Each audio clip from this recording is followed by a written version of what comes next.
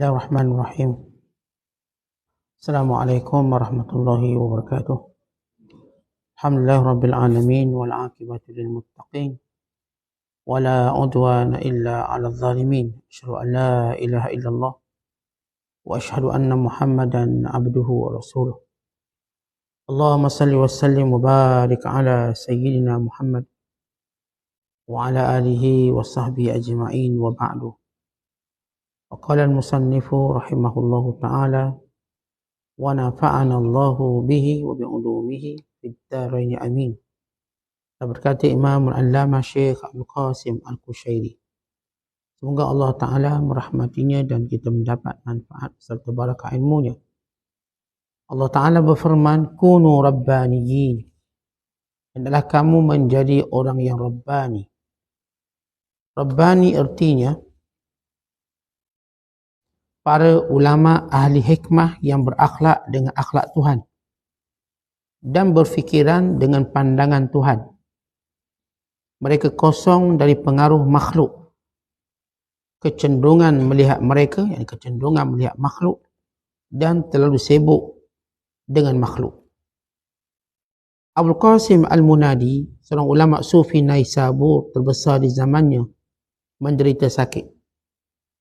Banyak ulama yang menziarahinya, di antaranya ialah Abul Hasan Bushanji dan Al-Hasan Al-Haddad.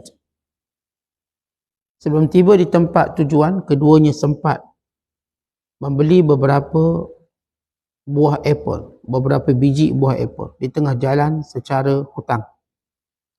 Keduanya kemudiannya membawa kepada Abul Qasim. Ketika kedua tamu ini masuk dan duduk di sisi pembaringannya, Abul Qasim berkata, kenapa suasana menjadi gelap? Kedua tamu itu terkejut, seolah-olah ucapan itu ditujukan pada mereka. Keduanya gelisah dan sedetik kemudian mereka keluar dan berkata, apa yang telah kita perbuat? Keduanya cuba berfikir. Barangkali kita belum membayar penuh harga apple, kata mereka. Keduanya lantas pergi ke tempat penjual apple dan membayar harganya secara penuh. Kemudian kembali ke rumah Abul Qasim Al-Munadi.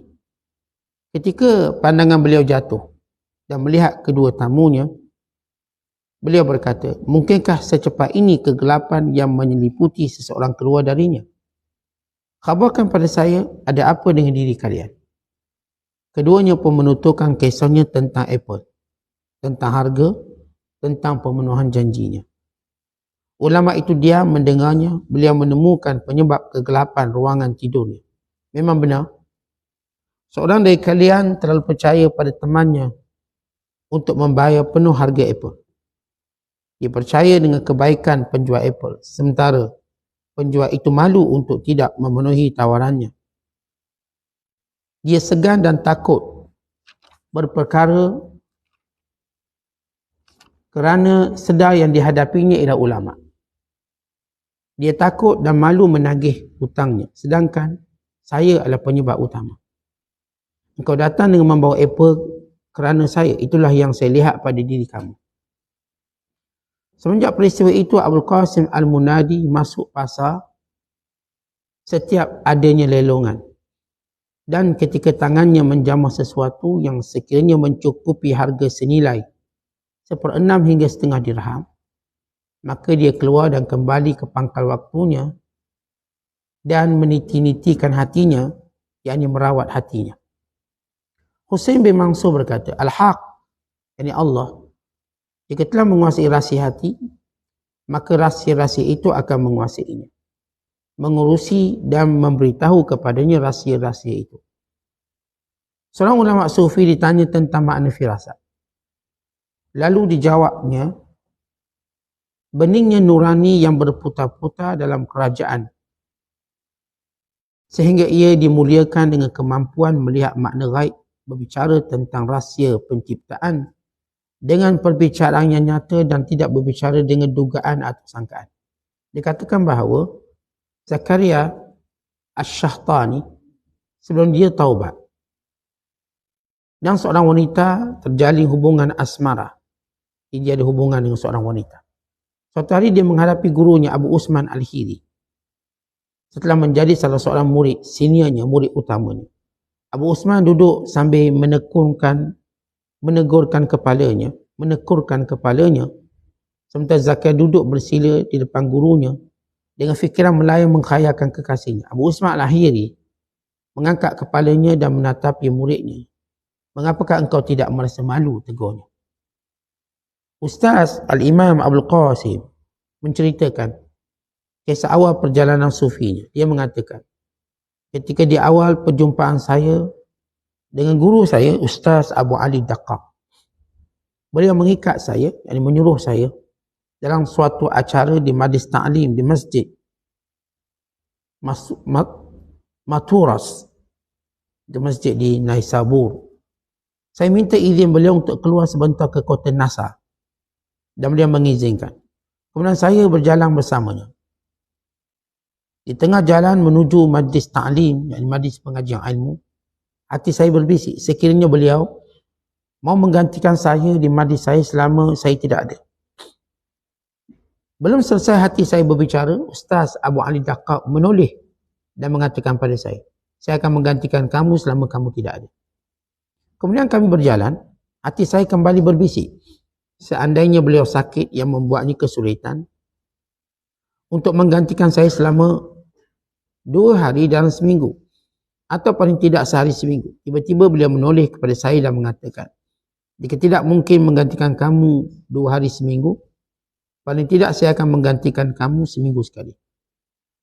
Kami kembali melanjutkan perjalanan, dan ketika saya berbisik lagi dengan hal yang lain, beliau juga menoleh dan memberitahukan kepada saya apa yang terlintas dalam hati saya. Syah Al-Karmani yang terkenal sebagai seorang ulama yang memiliki ketajaman firasat mengatakan, barang siapa yang menundukkan pandangannya dari sesuatu yang haram, mencegah dirinya dari syahwat, menetapi batinnya dengan keabadian, perasaan diawasi Allah, meneguhkan zahirnya untuk tetap mengikut sunnah Rasulullah SAW, dan membiasakan makan halal, maka firasatnya tidak mungkin salah. Muslimin dan muslimat sedang penonton yang dirahmati Allah sekalian, masih lagi bicara kita tentang firasat. Salah satu daripada anugerah Allah SWT kepada hamba-hamba yang terpilih, bagi menunjukkan kedudukan dan makamnya di sisi Allah, supaya kita tahu untuk memuliakan orang-orang yang baik, orang-orang yang soleh. Kita mengenali orang-orang yang perlu kita ikuti, orang-orang yang perlu kita contohi, dan kita menjadikan mereka rujukan kita, sekaligus atau khusus dalam merawat hati dan juga merawat peribadi dan akhlak kita. Pengarang kita menyebut tentang di antara hamba-hamba Allah yang terpilih itu, namanya hamba Rabbani. Sebagaimana Allah Ta'ala firmankan dalam Al-Quran, kunu Rabbaniyin, hendaklah kamu menjadi orang-orang Rabbani.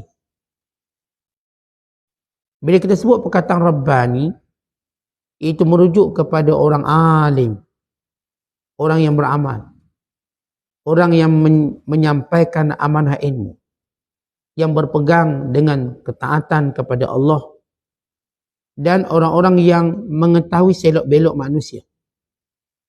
Sebab tugas insan Rabbani ialah mendidik manusia. Maka insan yang Rabbani atau hamba Allah yang Rabbani bukan sekadar dia orang alim yang mengenali Allah, beramal setiap perintah Allah SWT, dan menasihati manusia dengan apa yang dia tahu, dan dia menunjukkan contoh tauladan dalam berpegang teguh dengan agama, dan dia pandai menguruskan manusia. Seorang yang kalau dia belum pandai menguruskan manusia tidak dianggap sebagai alim Rabbani. Apa maksud menguruskan manusia? Ini mendidik manusia, membentuk manusia. Kerana ini tugas yang dimainkan oleh semua para Nabi dan Rasul. Para Nabi dan Rasul, mereka akan berurusan dengan semua manusia, yang baiknya, yang tidak baiknya, yang kayanya, yang miskinnya, yang bekerjayanya, yang menganggurnya, lelaki, yang perempuannya, kanak-kanak atau dewasanya atau orang tuanya, semuanya di muamalah. Kenapa? Ini Rabbani. Tidak disebut Rabbani orang-orang yang bersendirian. Bersendirian satu tempat, kemudian dikatakan ini Rabbani. Tidak, kerana Rabbani dia akan masuk dalam masyarakat dan mengislahkan masyarakat. Kerana ini tugas paling mulia sekali. Kerana tidak ada tugas yang lebih mulia daripada mendidik manusia. Sehingga orang-orang yang sentiasa mendidik manusia dimohon ampun oleh seluruh makhluk Allah Ta'ala. Baik di langit, baik di bumi, baik di lautan, baik dalam lubang yang berupa semut-semut. Yastaghfiru lil alim. Memohon keampunan kepada muallimin nasil khaira. Orang-orang yang mengajar manusia dengan kebaikan. Ini adalah sifat yang ada kepada ahli firasat. Mereka ialah orang alim Rabbani. Kenapa kita, ataupun kenapa pengarang kita sebut perkataan Rabbani? Kita dah sebut bahawa firasat ni dia ada beberapa jenis. Setengah ulama membagikan, dulu kita dah sebut apa yang disebut oleh Imam Ibn Athir, bahawa firasat ini terbahagi kepada dua. Satu, yang kita katakan datang dari Allah, sebagai menunjukkan kedudukan, keutamaan dia, kerana takwanya, kesolehannya, kealimannya, dan juga kesibukannya dalam menjaga hak-hak Allah Ta'ala.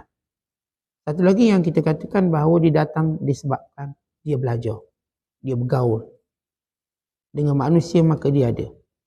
Setengah ulama membahagikan ilmu firasat itu kepada tiga. Kita sebut ilmu firasat sudah dibincangkan semenjak zaman berzaman.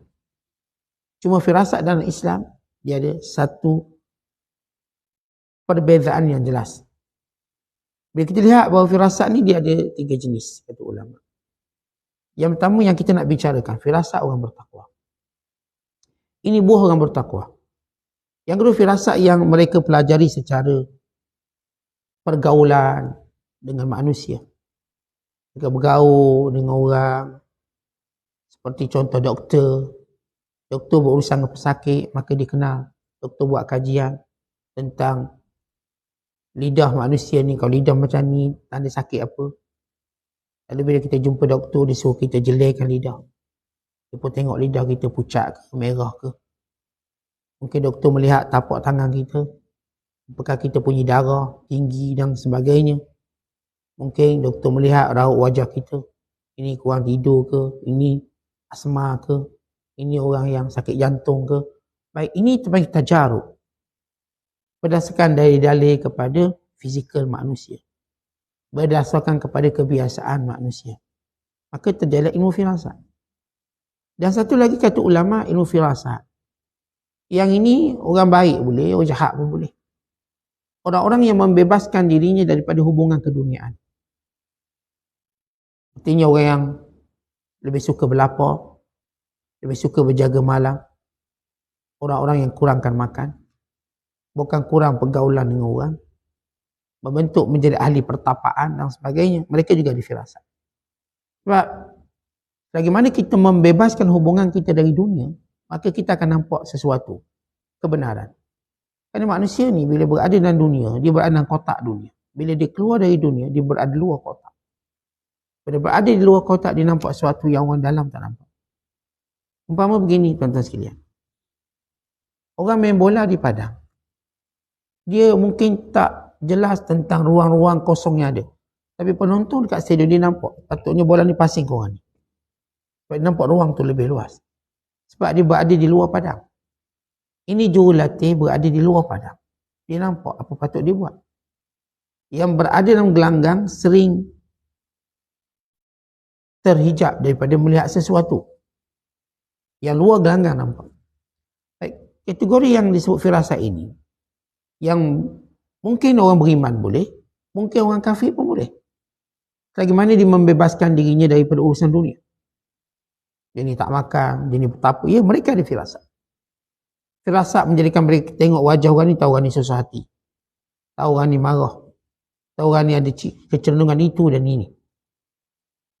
Tapi ini firasat ini lebih kepada zannan wa husbanan. Satu sangkaan dan satu jangkaan. Dia pun dari sudut kebenarannya ataupun dari sudut asasnya masih boleh dipertikaikan. Masih boleh diselindungi. Jadi kalau orang di firasat ni, dia pun membaca orang ni masih boleh tipu dia. Dia tak, saya tak pernah fikir macam tu. Tapi firasat ahli iman, ini tak boleh ditipu. Diceritakan oleh Ibrahim Khawas. Ini beza firasat orang beriman datang daripada sifat Rabbani. Ibrahim Khawas, seorang ulama yang agung. Ketika dia bersama dengan murid-muridnya, tiba-tiba datang seorang lelaki yang penampilannya cukup luar biasa, pakaian jubahnya, serbannya. Dan dia datang untuk berada dalam majlis Ibrahim Khawas. Dan semua orang melihat kagum tengok pakaiannya. Lalu bila lelaki ini keluar, masing-masing tertanya-tanya tentang lelaki yang hebat yang datang, yang duduk dalam majlis Ibrahim Khawas. Lalu kata Ibrahim Khawas, aku rasa dia ialah Yahudi, dia bukan orang Islam. Dia Yahudi. Maka anak-anak murid dia mula tak suka dengan apa yang dibicarakan oleh gurunya. Sebab pakaiannya bagus, duduk depan sekali. Dia duduk pun tekun, tadabbur, seperti orang yang berpengalaman dalam menuntut ilmu. Tapi kata Ibrahim Khawas, ini Yahudi, innahu Yahudi. Maka anak muridnya mula bercakap sesama sendiri. Ni Syekh kata Yahudi. Punya bagus orang pakaian bersih sekian. Duduk dengan tekun, tertib, ternim. Maka Ibrahim Khawas tak peduli apa anak murid cakap. Maka beliau meninggalkan majlis tersebut. Dah selesai majlis ini. Maka lelaki ini, lepas dia keluar daripada majlis, kan Ibrahim Khawas dah habis majlis. Dia datang balik. Dia kata, apa pandangan Syekh terhadapku? Lalu kata murid-murid Ibrahim Khawas, tak ada apa, dia kata okey je. Tak, tolong beritahu apa pandangan dia terhadapku. Wa alaha alaihim, dia mendesak, beritahu apa Syekh cakap tentang aku. Lalu kata mereka, Syekh kata kamu Yahudi. Maka lelaki ini terus mencari Ibrahim Khawas lalu mencium tangan. Dia kata, Syekh benar saya Yahudi. Dan hari ini saya nak Islam, masuk Islam. Kalau saya membaca dalam kitab saya, yang antara tanda benar satu agama, ada orang macam ni. Antara kebenaran Islam, kebenaran agama, ada orang-orang yang seumpama ini yang firasatnya tidak akan salah. Tepat. Walaupun orang kata begitu begini, dia tahu. Kerana firasat ahli iman, dia tak akan taraddud, dia tak akan ragu-ragu. Biar orang cakap apa, dia tahu, ni Yahudi.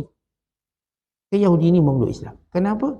Kerana tahu kebenaran firasat. Dia tahu tanda-tanda orang soleh dia ada firasat dia. Supaya dia tak ditipu. Sebab tu tuan-tuan lihat bagaimana para ulama orang-orang soleh mengetahui tipu daya musuh. Mereka tahu tipu daya musuh. Mereka tahu bagaimana watak pura-pura musuh. Yang tidak diketahui oleh orang-orang yang tidak punya ahli firasat. Sebab asas mereka ini kerana mereka sentiasa ada hubungan dengan Allah. Allah sebut dalam Quran, wa makaru wa makarallah wallahu khairul makirin. Mereka melakukan tipu daya di sisi Allah. Ada tipu dayanya, yakni perancangannya. Allah sebaik-baik perancang. Mereka tipu macam mana pun, mereka tidak dapat menipu orang bertakwa pada Allah. Kerana menipu orang bertakwa pada Allah tidak akan memberikan mereka apa pun keuntungan. Mereka kerugian. Kita lihat bagaimana kisah seorang lelaki kaya, pemurah. Seorang lelaki yang alim Rabbani. Dia berkata, hari ini saya akan sedekah. Ini saya sedekah. Maka dia keluar. Dia pun bersedekah pada seseorang wanita. Dia tengok perempuan seorang bagi. Lalu ramai berkata, oh, Syekh itu telah sedekah kepada seorang pelacur. Pergi ke pelacur tu. Esok hari ni Syekh kata saya akan sedekah lagi. Maka dia berikan lagi sedekah kepada seorang pencuri. Lalu orang kata, orang pun cakap-cakap, beri duit sedekah pencuri, buat apa faedah dia? Kerana mereka ini menzahirkan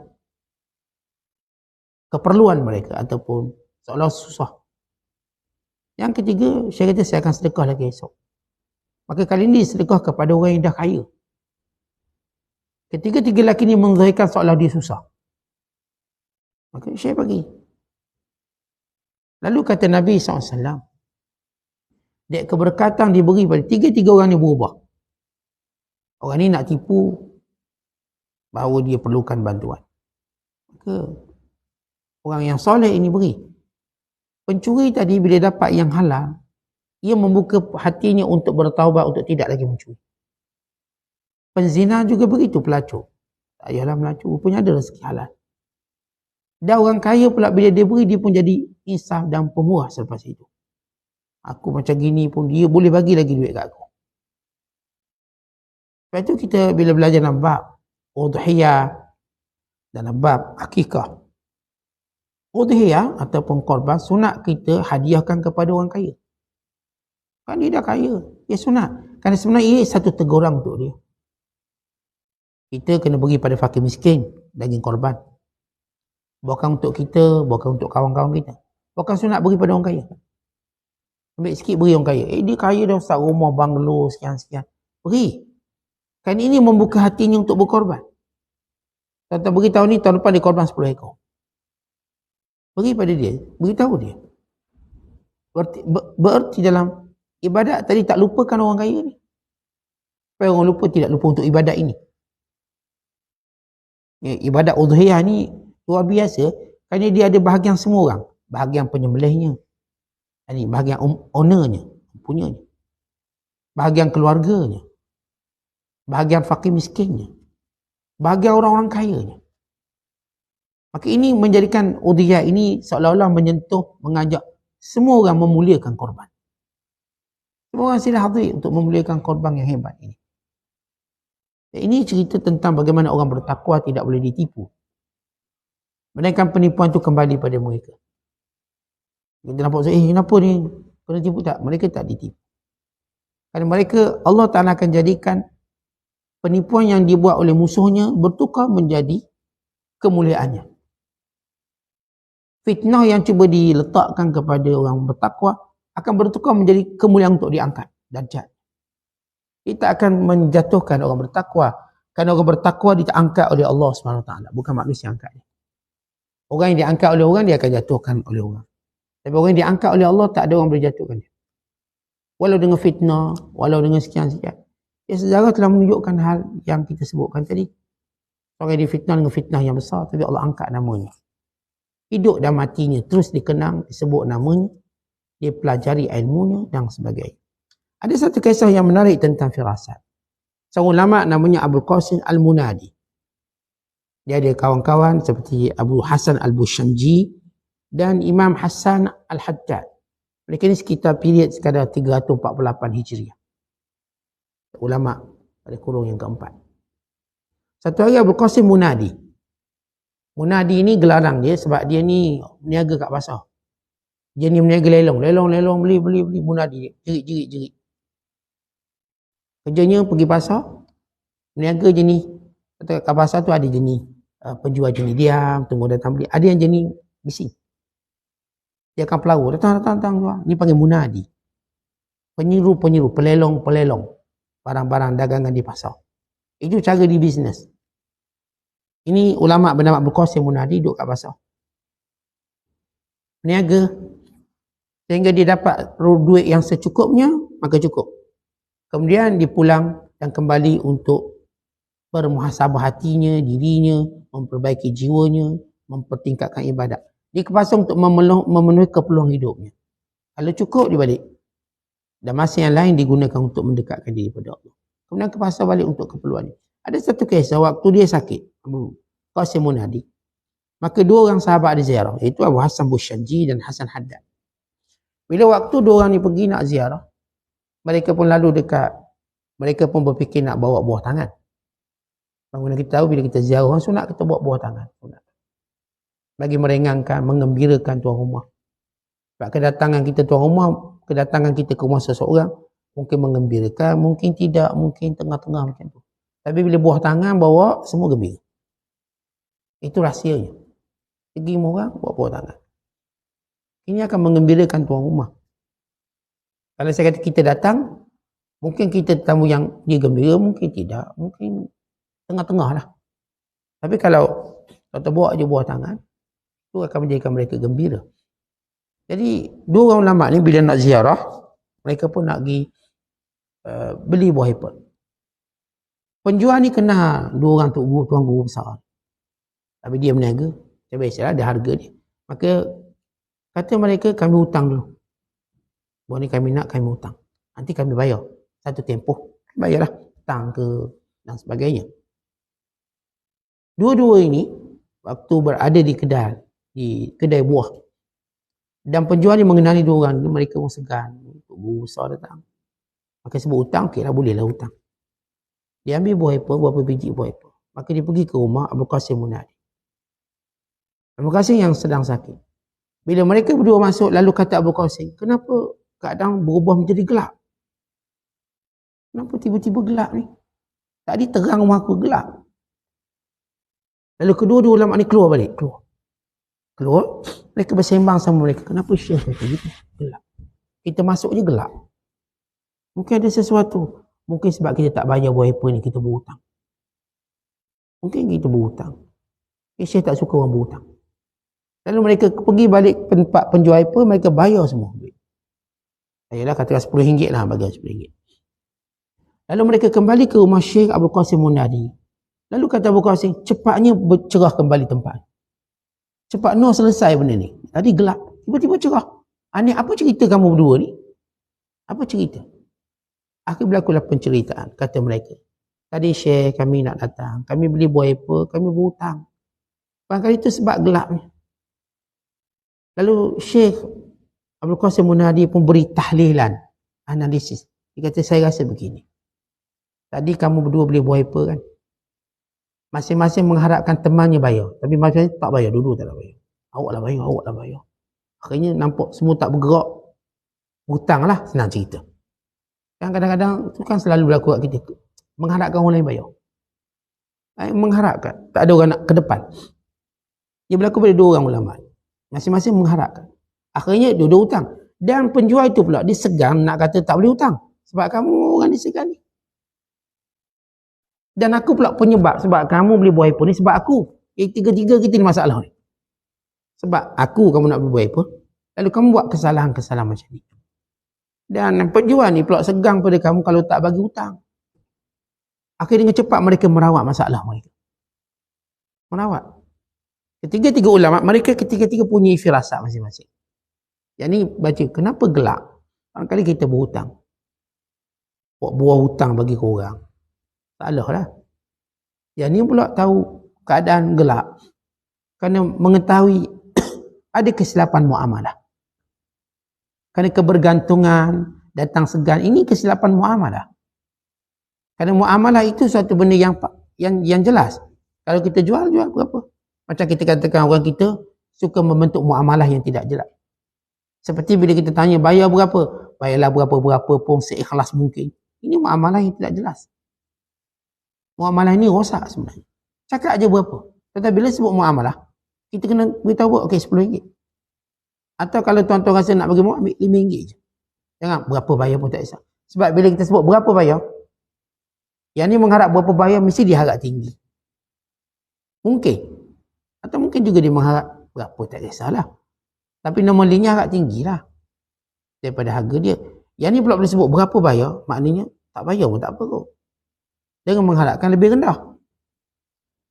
Kemudian masing-masing menyimpan wasangka. Tiba-tiba dia kata, okey berapa bayar berapa lah, kita pun tak RM10. Kawan ni tak nilainya semalam kan 10-15. Kan terasa sesuatu. Oh takkanlah duit banyak RM10 dia bayar. Padahal dia tak dicakap berapa membayar, tak apa. Yang penting ikhlas. Yang ni pula, kalaulah dibayar lebih, apalah aku bayar lebih sangat. Padahal barang tu cuma RM5. Kenapa pula aku bayar RM10? Kat lain RM5, susah. Sebab tu tuan-tuan jangan bermuamalah seperti muamalah ini. Tidak jelas. Tuan-tuan sebut satu harga dia nak bayar lebih, itu hal dia. Kalau tuan-tuan memang rasa daripada asas kita nak mengurangkan harga, cakap tu kurang. Jangan sebut berapa-berapa bayar. Ini bahasa yang payah. Bahasa ini tak mungkin menjadi bahasa muamalah. Sebab tu kita nak sistem. Kita pergi kat mall, dia ada sistem dah RM10 dah. Tuan-tuan dah tak payah tawar-tawar dah. Ini sistem je. Senang. Dengan orang baik, dengan orang tak baik, kita sama ada kita bayar atau free, cukup. Orang nak bayar ke orang nak bagi free. Maka elakkan muamalah dengan berhutang. Contoh kalau muamalah kecil-kecilan, kita hutang, jual kopi pisang hutang. Bankrupt jual kopi pisang ni. Dalam modal stikam sikit. Lalu kita hutang. Dan hutang bukan menjadi amalan kita. Khususnya bila kita bermuamalah dengan orang-orang yang modalnya kecil. Tapi kita dengan syarikat besar-besar pandai pula bayar cash. Ni beli syarikat makanan segera. Mana pernah kita hutang? Tak pernah pergi makanan segera tuan-tuan hutang. Tapi makcik jual kopi pisang tu, 2 bulan dah hutang tak bayar kita. Baik RM2 hutang tak makcik, 2 hutang. Ada buku hutang, buku 35. Dan ini muamalah yang salah. Muamalah yang tak betul. Dari sudut kita menzalimi peniaga kecil. Atau kalau kita bermuamalah dengan peniaga kecil, kaedahnya ialah lebihkan kalau tuan-tuan punya kemampuan. Supaya dengan cara itu dia dapat bangun. Ni beli kopi pisang berapa? RM2, ambil lah RM5. Itu betul muamalah. Saya katakan kalau kita muamalah dengan syarikat besar, pandai pula kita 5 sen pun kasih. Syarikat besar dia tak akan kurang rugi walau 5 sen. Sebab tu kalau tak ada 5 sen nak balikkan kita, dia dengan mudah cakap tak ada duit 5 sen. Tapi kalau kita kurang 5 sen, mana 5 sen dia tanya. Itu syarikat besar. Itu muamalah dia, kapitalis. Tapi kita muamalah dengan orang yang niaga kecilan, jual sayur, jual buah. Yang jual tepi-tepi jalan, nasi lemak, sedagang. Lalu kita muamalah cara berhutang, nantilah lupa bawa duit pergi masjid jadilah. Hutang nantilah. Pada tu kali pertama tu dia pergi masjid, dah tak pergi masjid dah. Sebab dah tak bayar ni. Pergi masjid, tak bawa duit. Sehingga hutang. Akhirnya banyak. Peniaga kecil dizalimi oleh orang ni. Kalau mereka ni punya kemampuan. Jangan zalim peniaga kecil. Muamalah dengan baik dengan mereka. Jadikan kita penyebab mereka naik. Bukan penyebab mereka jatuh. Orang baru start nak berniaga. Kita pun alhamdulillah ada lapang rezeki sikit. Tengok jual apa nasi lemak pun RM2. Tak apalah, ambil lah RM5. Hasil 5 bungkus. Ambil duit lebih ni. Itu muamalah yang akan menguntungkan mereka. Mereka akan bangun. Dan mereka akan buat benda yang sama bila mereka punya kelapangan rezeki. Tidak berhutang. Jangan amalkan berhutang dengan peniaga kecil. Ia satu kezaliman. Walaupun saya katakan dia segang kita, muamalah dengan dia dengan cara yang baik.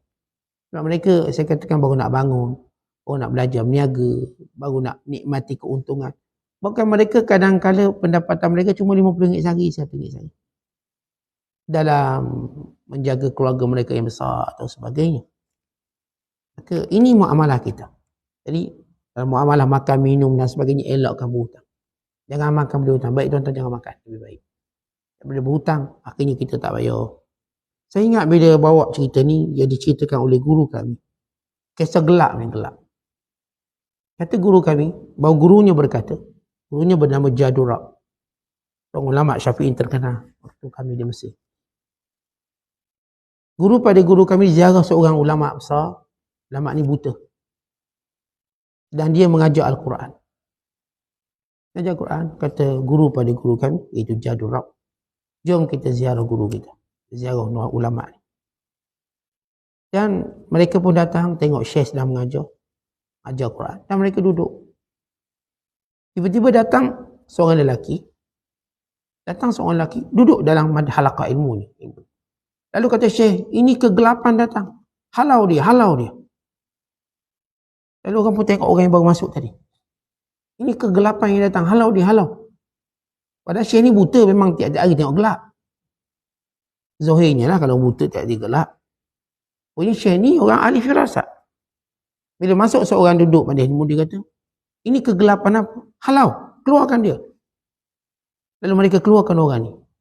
Rupanya orang ni pencuri. Dia lari daripada orang kejar dia pun duduk dalam baris ilmu supaya tak ditangkap.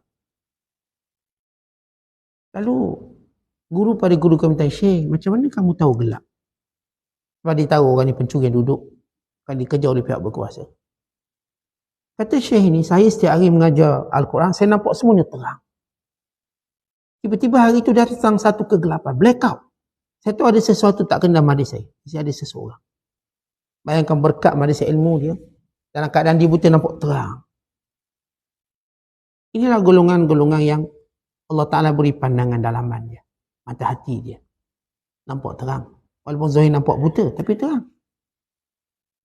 Akhirnya kegelapan tu datang berupa maksiat. Sebab itu bila Imam Malik nasihat Imam Syafi'i. Bila Imam Malik nasihat Imam Syafi'i, Ataupun Imam Waqi' nasihat Imam Syafi'i dengan nasihat yang hampir sama, similar. Adapun Imam Malik berkata, pada wajahmu ada nur, jangan padamkan dengan maksiat. Adapun Imam Waqi' bin Jarrah berkata pada Imam Syafi'i, lalu Imam Syafi'i menyusung satu syairnya, syakautu ila Waqi' su'al hifzi fa arsyadani ila tarkil ma'asi wa akhbarani bi anna ilma nurun wa nurullahi la yuhda li'asi. Aku mengadu kepada guruku Waqi' al-Jarrah al-Makki tentang buruknya hafazanku. Ada masalah sikit hafazan. Lalu beliau mengusulkan aku, menasihati aku. Arsyadani, supaya aku tinggalkan maksiat. Jangan buat maksiat. Dan dia memberitahu kepadaku bahawa ilmu Allah itu cahaya. Dan cahaya Allah tak akan diberikan pada ahli maksiat. Ilmu ialah cahaya. Dan cahaya Allah, Allah tak beri pada maksiat. Lupa kita pada satu ilmu kerana maksiat yang kita buat. Kerana ilmu tu cahaya. Seolah-olah tuan-tuan setelah mendapat nur ilmu yang Allah beri pada kita, kita tutup switch dia gelap balik. Kenapa? Maksiat. Dah comel, dah belajar hukum tajwid, dah belajar hukum tu, dah belajar fiqh, dah belajar sekian. Tiba-tiba boleh lupa. Kenapa? Kita padamkannya dengan maksiat. Dan ini paling ketara dalam masalah hafazan kita. Sebab itu Imam Syafi'i menyatakan, guruku beritahu ilmu ni cahaya, jangan padamkan dengan maksiat. Ini tentang cerita gelap. Jadi tuan-tuan, bila seorang sentiasa Rabbani, sentiasa taat pada Allah, maka Allah beri firasat untuk dia sentiasa berada dalam cahaya. Bukan sekadar cahaya darinya, cahaya daripada orang sekelilingnya. Tuan-tuan, di antara doa kita ke masjid, Allahumma ja'al fi qalbi nura, wa fi lisani nura, wa fi basari nura, wa fi sam'i nura, wa min khalfi nura, wa min amami nura, wa an yamini nura, wa an shimali nura. Allahumma a'zim li nura. Ya Allah, jadikan nur cahaya pada hatiku, pada lidahku, pada pendengaranku, pada pandanganku, kananku, kiriku, depanku, belakangku. Ya Allah, besarkan cahayaku. A'zim li nura. Pada hari di mana Allah sebut dalam Al-Quran dan surah At-Tahrim, dan doa orang beriman, Rabbana atmim lana nurana waghfir lana innaka ala kulli syai'in qadir. Ya Allah, sempurnakan cahaya untuk kami dan ampunkan dosa kami. Engkau berkuasa atas tiap-tiap sesuatu. Kata orang beriman dengan ketaatannya pada Allah ada nur. Dan firasat itu kemuncak pada nurnya. Yang kita katakan hasilan firasat ini daripada ketakwaan pada Allah. Kesungguhan kita dalam mujahadah. Sebab itu orang-orang yang punya nur tidak tersilap langkahnya. Tidak tergelincir lidahnya. Tidak tersilap pendengarannya dan pemikirannya. Dia tak akan jadi penyebar fitnah. Tidak juga penyebar pembohongan. Sebab dia sentiasa berada dalam cahaya. Kerana hal-hal ini semuanya kegelapan. Yang bila lalu di tempat dia, dia akan berlaku pencerahannya. Cahaya. Akhir fitnah, bila lalu depan dia, tidak menjadi fitnah. Pembohongan bila lalu depannya, maka dia ketahui pembohongannya. Maka ini ahli firasat. Kata para ulama, Antara Husain bin Mansur, Al-Haq, yang bila Allah telah penuh di hati kita. Kita dah sebut semalam, kalau bicara kita setiap hari tentang Allah. Tuan-tuan bicara dengan anak-anak tentang Allah, ya anak, yang beri kita semua nikmat ini Allah. Yang ciptakan kita Allah. Yang hari ni kita berniaga, kita untung Allah. Bicara kita tentang Allah. Tuan-tuan, orang yang sibuk dengan Allah, ini golongan arifin. Lepas tu kata ulama, orang arifin ni dia akan 3 sifat yang ada pada dia. Arifin, sifat 3. Supaya kita nak didik anak kita dengan sifat arifin. Pertama, dia akan sibuk bicara tentang nikmat Allah. Dia akan kata ini semua nikmat dari Allah. Dia cakap dengan anak-anak dia, ni abah dapat kerja, Allah bagi. Allah yang berikan pada abah. Ni Allah pertemukan abah dengan Umi. Lahirlah Allah beri pula ni abang long pada abah. Bicaranya tentang nikmat-nikmat Allah beri pada dia. Semua bicaranya. Ini sifat orang arif. Dia tak akan kata ni ayah kerja siang malam tau. Kadang-kadang ayah seminggu tak pergi kuliah sebab kerja. Sebab tu ayah berjaya. Ya, ini bicara bukan orang yang ahli arifin. Arifin dia akan bercakap tentang bagaimana nikmat-nikmat yang didapat semuanya dari Allah. Satu pun dia tak kata ini sebab ayah pandai, keturunan ayah pandai. Semua dia kata Allah, Allah, Allah. Dia tak bercakap bahasa korun. Innama utituhu ala ilmin indi. Ini kan ilmu saya. Bukan ilmu kita. Ini ilmu Allah. Ini kudrat Allah, kekuasaan Allah. Kita selalu mensyiarkan dalam diri kita, la haula wala quwata illa billah. Tiada daya, tiada upaya melainkan dari Allah semua. Hari ini kalau kita tundukkan isteri kita dengan kurniaan Allah. Hari ini kita tundukkan anak-anak kita dengan kurniaan Allah. Hari ini kita elok hubungan dengan isteri kita bukan sebab kita pandai ayat-ayat cinta, bukan kita pandai ayat-ayat pikat lain, bukan. Melainkan kerana Allah satukan hati kita. Allah yang menyatukan hati kita sehingga sampai usia rumah tangga kita 20 tahun, 30 tahun, 40 tahun. Bukan kita tengok, bapak pandai jaga rumah tangga. 40 tahun. Kau baru 2 hari, perang besar. Perang Badar, perang Siffin semua dia. Tengok abah, 40 tahun kahwin. Lek. Mak kau, senyum. Abah ni ada petua. Abah ada cara dia. Jangan sombong. Ada orang umur 40 tahun kahwin bercerai. Ada orang dekat nak mati pun dia boleh cerai lagi. Dekat nak mati dah. Supaya kita tahu yang menyatukan hati kita Allah. Bukan sebab saya pandai satukan hati isteri saya. Atau suami saya. Atau anak-anak saya, tengok cara saya didik anak. Semua anak-anak saya. Bukan saya, Allah. Yang kedua, sifat arifin ini, mereka sentiasa syukur pada Allah. Syukur. Alhamdulillah, alhamdulillah. Syakiran li an'umi. Duk bersyukur kerja dia. Tak ada kerja lain. Alhamdulillah. Alhamdulillah. Dalam senang, dalam susah. Alhamdulillah. Tuan-tuan, apa yang kita dapat hari ini, kita jalani hidup sampai hari ini. Alhamdulillah. Tuan-tuan sampai usia 40, 50, Alhamdulillah. Benar kita lagi berbagai ombak-ombak ujian. Tapi Alhamdulillah. Semuanya okey. Kita pernah lalui semua benda dulu tak kerja, dulu duit sikit, dulu. Alhamdulillah. Semuanya itu Allah nak beri kita kebaikan, kematangan kita, kekuatan kita, kesabaran, ketangguhan kita. Semuanya Allah datangkan ujian tadi. Semuanya bersifat kebaikan untuk kita. Alhamdulillah. Sebab kita selalu ingat apa yang Rasulullah beritahu. Ma qadallahu laka qada'an illa kana khairun laka. Tidak ada ketentuan yang Allah tentukan pada kamu, melainkan baik untuk kamu. Kalau hari ini kita berkahwin, itulah ketentuan yang baik untuk kita. Kalau hari ini berlaku sesuatu, itulah baik untuk kita. Kalau hari ini kita dapat sekian-sekian perkara, yang kita sibuk sekarang untuk bersyukur. Kita selalu sibuk. Jangan bersibuk mengeluh. Jangan duk sibuk bicara tentang musibah. Kalau sebolehnya jangan bicara tentang musibah. Kerana musibah itu bagaikan sampah-sampah yang berada dalam lautan kurniaan Allah. Tuan-tuan pernah ke laut? Tuan-tuan tengok orang buang sampah kat laut. Apakah dia akan mengotori laut? Dia tak menjejaskan apa. Hatta kalau beberapa babi yang berenang dalam lautan, dia tak akan memuralazahkan air itu. Kan ini lautan nikmat Allah. Kalau tuan-tuan nak bicara tentang musibah, bukan tuan-tuan dengan musibah tadi nak buat sangka buruk dengan Allah. Saya katakan kita buat satu kesilapan besar dalam kurniaan limpahan nikmat yang begitu banyak. Lautan yang Allah beri pada kita. Kalau tuan-tuan kerana hanya berapa anjing dan babi berenang dalam laut, tuan-tuan dah pandang laut tu kotor. Tidak mungkin kita pandang demikian. Ikannya tetap bersih. Saat saya dah tengok laut ni, ada anjing mandi, jadi ikan pun saya nak sertu dia. Sertu ikan. Dan kembung sikit dia sertu semua sekali. Tapi ini orang yang bodoh dalam bicara tentang nikmat dan musibah. Lepas tu saya katakan, kalau tuan-tuan tahu tentang nikmat, tuan-tuan tak akan bicara tentang musibah. Apa lagi nak mengeluh, apa lagi nak malang saya usah. Malang. Kenapa? Malang lah sebab saya kena tu. Tuan-tuan tak ada malang ni hidup kita. Semuanya kebahagiaan. Kita nak cerita malang, buah pinggang kita masih ada, jantung masih ada. Malang macam mana? Kita tu malang sah. Malang apa mata awak masih ada, telinga masih ada. Kau tahu berapa harga semua nikmat ni? Kita orang macam kita ni macam gini. Hilang duit RM100 kat dompet, tapi lupa duit dalam bank ada RM1 juta. Duk mengeluh RM10 tu, tak dompet saya orang ambil hilang. Yang mana hilang? Dia dalam tu ada RM10. Duit awak banyak tu je ke? Banyak lagi Ustaz. KDSP tak keluar lagi Ustaz, ada RM1.5 juta. Ni ASB saham ada RM100,000. Duit bank. Yang awak mengeluh RM10 tu kenapa? Ini orang yang memperbodohkan dirinya sendiri.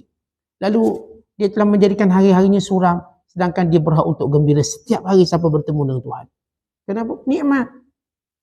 Nikmat. Tuan-tuan tengok anak-anak tuan-tuan, nikmat. Tuan-tuan tengok pasangan tuan, ini nikmat. Tuan-tuan nak ganti dengan, nak banding dengan musibah, kalau letak pada neraca, langsung tidak punya berat.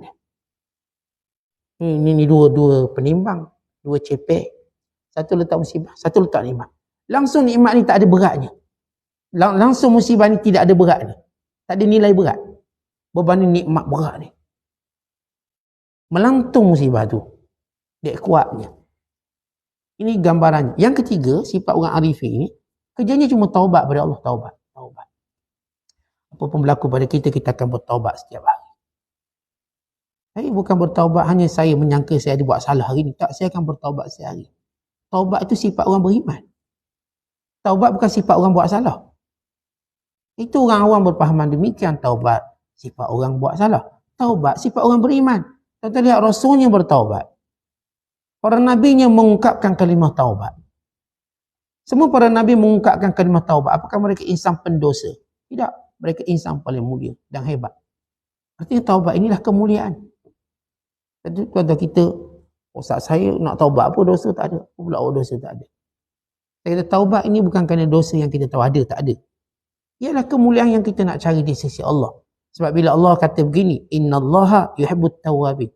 Allah suka orang taubat. Maka saya akan bertaubat. Pun saya rasa saya arak tak minum, judi tak main, ngumpat orang pun tak. Saya rasa lah sebab saya pun dah tak bergaul orang. Saya pun tak masuk grup-grup WhatsApp ni. Tak adalah nak dengar orang ngumpat dalam grup WhatsApp. Kita nampak secara perjalanan hidup kita, Masya Allah, terlepas daripada semua kekangan-kekangan ataupun dorongan maksiat. Tapi jangan lupa, kerana maksiat ada yang kita tahu, ada yang kita tak tahu. Hatta kalau misal kata benar, tak ada. Jangan lupa bahawa taubat itu Allah suka. Maka taubatlah kerana Allah Ta'ala suka kepada orang yang bertaubat. Sebab itu para Nabi bertaubat. Walaupun saya kata mustahil untuk kita kata kita tak ada dosa, melainkan kita orang tidak tahu, tidak mengenal diri sendiri. Yang kenal diri sendiri, dia tahu dia adalah insan yang membawa dosa. Yang tak pernah kehabisan. Kalau tidak kerana kurniaan Allah dan rahmatnya, nescaya dosa ini boleh penyebab kita masuk neraka. Tapi dia rahmat Allah lampungkan. Dia rahmat Allah, Allah tak kira benda tu. Allah lebih kurang dengan kita. Dan banyak kesalahan, kekurangan kita. Kalau Allah inginkan setiap maksiat kita dihukum oleh Allah, nescaya tidak ada seorang pun makhluk berada atas muka bumi ini. Setiap kali buat dosa, salah dihapuskan. Tidak ada, melainkan rahmatnya Allah Ta'ala pada kita. Baik, ini bicara orang-orang arifin. Bicaralah tentang nikmat. Dan sentiasa belajar bersyukur. Dan sentiasa bertaubat. Ajar pada anak-anak, ajar pada isteri kita begitu. Ajar cakap pada suami kita begitu. Ajar pada keluarga kita, kawan-kawan. Kita bayangkan rumah tangga dia ajar dengan 3 ilmu hebat. Si isteri tak ada nak mengeluh. Si suami juga tak ada nak mengeluh. Anak-anak juga begitu. Kerana kita bicara orang yang kenal Allah, arifin. Jadi ini orang-orang yang Allah muliakan dia dengan firasat. Jadi bila Allah yang menjadi bicara kita, lalu dia menguasai hati kita, ingatan kita pada Allah, maka rahsia-rahsia akan menguasai. Maka Allah akan mendedahkan rahsia. Perkara-perkara gaib. Perkara yang tidak diketahui oleh orang biasa. Dan Allah memberitahu sehingga dia tahu. Ada perkara gaib yang kita maksudkan. Gaib ini apa benda gaib-gaib. Perkara-perkara yang tidak mungkin diketahui oleh manusia biasa. Dan setiap perkara gaib yang kita tahu ini menambahkan iman kita, bukan menambah sombong kita. Bukan macam Tok Nujum, bukan macam tukang ramah, mendakwa gaib untuk jadi sombong. Saya boleh baca masa depan awak. Bukan begitu. Menjadikan kita makin takut. Ini mereka melalui kubur. Lalu Allah perdengarkan suara-suara ahli kubur. Wa'imah suara yang berkait dengan nikmat yang mereka peroleh atau sebaliknya menambahkan takwa mereka. Bicara di kubur. Mereka dikurniakan mimpi-mimpi yang juga memberi keinsafan pada mereka. Mereka diberikan untuk mengenali makhluk yang cuba menyimpang rahsia dalam diri. Mereka kena tengok, oh tahu. Orang ni watak sekian-sekian. Dan mereka berhati-hati. Supaya tidak rosak agama mereka. Seorang ulama sufi ditanya, apa itu firasat? Lalu dikatakan, beningnya nurani, maksudnya arwah, roh, tataqallabu fi malakut. Roh, arwah, jiwa yang sentiasa berterbangan di sisi kerajaan Allah. Atau di sini diterjemah, yang berputar-putar dalam kerajaan Allah. Maksudnya, kehidupan kita, tuan-tuan, kehidupan kita, niat kita, perkataan, berada tunduk di dalam kekuasaan Allah. Saya buat berdasarkan apa yang Allah perintah. Saya cakap demikian. Semua jiwa kita ini sentiasa ingatannya kepada Allah. Ini fi malakut, alam kerajaan Allah Ta'ala. Sehingga Allah pun muliakan dia. Allah mulia. Akhirnya Allah beri dia kemampuan melihat makna yang gaib. Waktu dia bercakap dengan apa yang menjadi hakikat. Bukannya wasangka ataupun bukannya tekaan. Tak ada orang dia teka. Dia tengok muka, saya rasa awak mesti ada masalah. Kalau kita kata tak ada, dia pun dah kantoi. Sebab apa? Dia cuma teka. Tapi kalau seorang itu bercakap tentang hakikat, dia tengok muka, saya tahu awak ada masalah. Saya tak ada. Awak jangan tipu saya kenal awak. Dia tidak akan taradud untuk mengetahui hal seseorang. Kalau orang tu tak nak ngaku sekalipun, maka dia tahu orang ni siapa. Dia tahu, dia mengenalinya. Maka ini kerana roh dia, arwah roh dia sentiasa sibuk dengan urusan dengan Allah. Bila kita tuan-tuan, hari kita, masa kita, jam, minit kita sibuk dengan Allah, maka Allah jadikan semua urusan dunia berada dalam genggaman kita. Artinya tuan-tuan, kita tahu bagaimana pergerakan urusan dunia ini. Tuan-tuan, kalau tuan-tuan tengok jadual hidup dunia tuan-tuan, macam mana tengok jadual dia? Kita bangun tidur, pergi kerja, balik kerja, makan, hidup. Itu jadual ringkas. Agak-agak dalam satu hari apa kita boleh buat? Apa yang kita boleh buat? Kita merasakan bahawa seperti waktu ni tak nak berhenti. Waktu ni berjalan sehingga kita tak mampu buat apa pun, dia laju masa berjalan.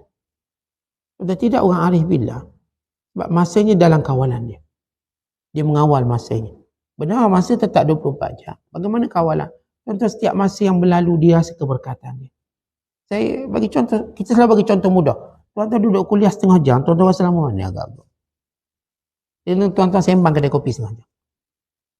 Tuan-tuan buka Quran dan tuan-tuan baca 2 muka surat. Dengan tuan-tuan baca Facebook 2 jam. Tuan-tuan tak lihat nilai dia. Baca 2 muka surat, saya rasa macam dah 30 tahun rasa lama.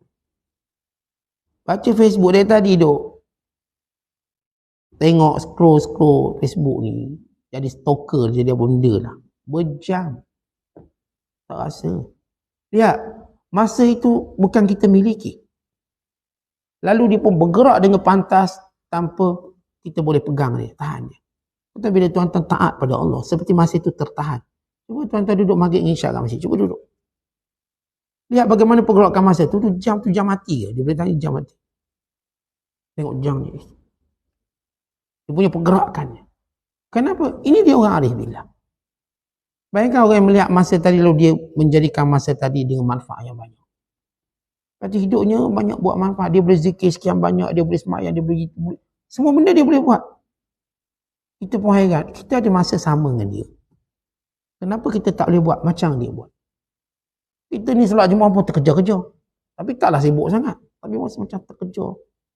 Terus jadi masbuk je setiap hari. Cuba baca rahsia orang yang tak pernah masbuk. Mana dia buat masa dia? Walau dia yang kita, kadang-kadang kita tengok dia lagi sibuk pada kita. Tapi macam mana dia tak masbuk? Kenapa dia boleh solat dengan tamam, ikut imam, sama takbiratul ihram? Apa rahsia dia agak-agak? Kerana Allah beri dia keberkatan masa. Dan dia boleh dengar azan dalam masjid. Kenapa dia boleh dengar azan? Kita setiap kali dengar, last kali kita dengar la ilaha illallah je. Tu je dengar. Dia boleh dengar dan dia boleh jawab azan untuk dia mendapat syafaat Nabi SAW. Dengar dan jawab. Kita lah tak dengar, jawab jauh sekali. Tak tahu, dah. Azan tak pernah dengar, iqamah tak pernah dengar. Tapi sembahyang berjemaah. Tahu-tahu orang sembahyang dah, Ustaz. Oh tak dengar ke iqamah? Tak dengar. Bayangkan diharamkan dengar iqamah. Diharamkan dengar azan. Tahu-tahu sembahyang. Sembahyang pun tak pernah dengar imam baca Fatihah. Sebab tahu-tahu dia masbuk. Jadi, kalau kita duk tengok macam tu gaya masa kita, kenapa masa ni bergerak laju meninggalkan kita? Sedangkan ada orang-orang yang Allah jadikan masa dan kawalan. Seperti kita tengok macam dia yang jaga masa. Sehingga boleh dia uruskan sekian-sekian. Dalam janji dengan masa, dia macam pegang masa tu. Dia boleh tahan waktu tu seolah jangan bergerak. Seolah. Kita tak kata hakikat dia tahan. Seolah. Kenapa? Ini dia orang-orang yang menyibukkan diri dengan Allah. Lalu Allah jadikan masa dunia duduk bawah dia. Tapi kalau kita sibuk dengan urusan dunia, seperti kita tak ada masa. Akhirnya tengok bini tak sempat, tengok anak tak sempat. Bukan kata nak tengok masjid surau. Ni masa dengan isteri pun tak ada ni. Dengan anak pun tak ada. Sebab apa? Kerja sangat. Akhirnya dia hilang segalanya. Hilang suami dia, hilang isterinya, hilang anak-anaknya. Dia hilang dirinya. Itu cerita terjun jabatan, bunuh diri. Itu cerita gantung diri. Itu cerita orang-orang yang mula tak tahu apa yang dia buat sebenarnya. Ini dia keberkatan orang yang sibuk dalam menguruskan ketaatan pada Allah. Ada satu kisah yang berikutnya. Kisah yang menarik. Yang diceritakan oleh seorang ulama nama Zakaria Asy-Syahtani. Syahtani sebelum dia jadi orang alim, orang soleh. Tok guru dia nama Abu Usmahiri. Dulu sebelum dia cerita taubat, dia ni bermakwa lah, bermakwa. Ada awet. Jadi orang bercinta. Walaupun bercinta, kuliah datang. Maka Syekh tengok, waktu kuliah, dia macam mengelamu. Kerana dia sedang berfikir tentang perempuan tu. Kekasih dia. Lalu Abu Usmahiri kata, tak malu ke kamu? Tengok, tak malu ke kamu? Dalam hadis ni duk berkhoyah perempuan. Tak malu kamu? Ni Abu Ismail Allah beri firasat. Dia boleh tahu anak muda termenung apa. Ni termenung pun nak makan ke apa ni? Termenung. Orang kuliah pun fikir makan. Artinya ini ahli firasat. Sehingga penyebab Zakaria Asy-Syahtani bertaubat. Kalau macam ni tok guru takut kita. Takut. Sebab apa? Tengah fikir buat perempuan boleh tahu. Malu. Tapi dia tak sebut lah, awak fikir perempuan ke? Tak. Dia kata, kamu tak malu ke? Cukup ayat tu, kamu tak malu ke? Dalam hadis seperti ini, kamu tak malu ke? Dan ini cerita Abu Uthman alaihi rahmatullahi alaih. Ada mereka tuan-tuan menggunakan firasat bukan berbangga, bukan semua. Mereka mendidik. Guna firasat untuk didik, untuk solusi. Bukan nak jadi macam Tok Nujung, untuk dibayar bayaran. Nak jadi Pok Belalang, bukan. Mereka bukan Tok Nujung, bukan meramah. Mereka bercerita tentang apa yang ada dalam diri manusia. Supaya manusia tak lalai daripada Allah, tak jauh dari Allah. Supaya mereka merawat penyakit-penyakit mereka. Sebab ada ulama, bila dia mengajar anak murid dia terkenal dengan ahlu khawaris, dipanggil firasat. Pun begitu dia nak anak murid dia jujur. Dia kata, semua kamu ceritakan aibah masing-masing pada aku. Cerita. Mesti. Dan aku akan merawatnya. Dia pun cerita, tok guru saya ni ada sifat cemburu, tok guru.